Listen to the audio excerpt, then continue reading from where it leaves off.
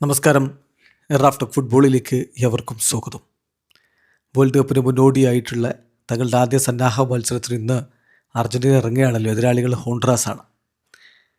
അതേസമയം അർജൻറ്റീന ടീമിൽ പല താരങ്ങളും പരിക്കേറ്റ് ഇപ്പോൾ ബുദ്ധിമുട്ടുകയാണ്. അത് കോളപ്പിന് അമ്മയെ തന്നെ പരിക്കുള്ളവരാണ്. കോച്ച് ലയണൽ സ്കലോനി ആ കാര്യത്തിൽ ഇപ്പോൾ വ്യക്തമായിട്ടുള്ള വാണിംഗ് താരങ്ങൾക്ക് നൽകുകയാണ്.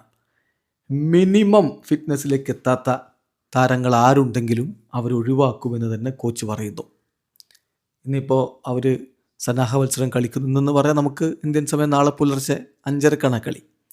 അപ്പോൾ അതിന് മുന്നോടിയായിട്ട് ഇന്നലെ മാധ്യമങ്ങളെ കണ്ടപ്പോൾ കോച്ച് വളരെ കൃത്യമായിട്ട് പറയുന്നു, if any one doesn't meet the minimum availability requirements, കളിക്കാൻ അവൈലബിൾ ആവേണ്ട മിനിമം റിക്വയർമെൻറ്റ്സ് ഏത് താരത്തിനാണോ കംപ്ലീറ്റ് ചെയ്യാൻ പറ്റാത്തത്, they will be left out, അവരെ സ്ക്വാഡിൽ നിന്ന് ഒഴിവാക്കും. അടുത്ത ആഴ്ച ഈ ഇഞ്ചോർഡ് പ്ലേയേഴ്സിന് വളരെ കീയാണ്.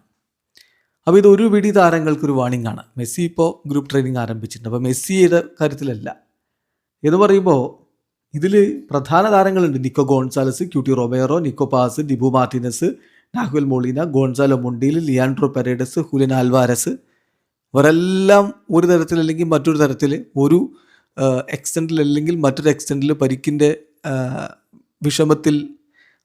വിഷമങ്ങൾ അലട്ടുന്നവരാണ്. അതുകൊണ്ട് തന്നെയാണ് കോച്ച് പറയുന്നത് വളരെ ഇമ്പോർട്ടൻ്റ് ആവുന്നത്. കോച്ച് പറയുകയാണ്, ഇൻ പ്രിൻസിപ്പിൾ എല്ലാം നല്ല രൂപത്തിൽ തന്നെ പോകുന്നു എന്നാണ് ഞാൻ മനസ്സിലാക്കുന്നത്. പക്ഷേ ഞങ്ങൾ വർക്ക് ലോഡ് വർദ്ധിപ്പിക്കുമ്പോൾ, ഐസ്ലൻഡിനെതിരെയുള്ള കളിക്ക് ശേഷം ഞങ്ങൾ വർക്ക് ലോഡൊന്ന് വർദ്ധിപ്പിക്കും.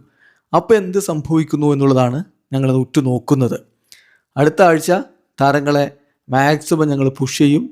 സോ അവരെവിടെ എത്തി നിൽക്കുന്നു എന്നുള്ളത് അപ്പോൾ നമുക്ക് മനസ്സിലാൻ പറ്റും. അതുവരെ ഞാൻ ഒരു തരത്തിലും റിസ്ക് എടുക്കുന്നില്ല എന്നാണ് ഇപ്പോൾ കോച്ച് പറയുന്നത്.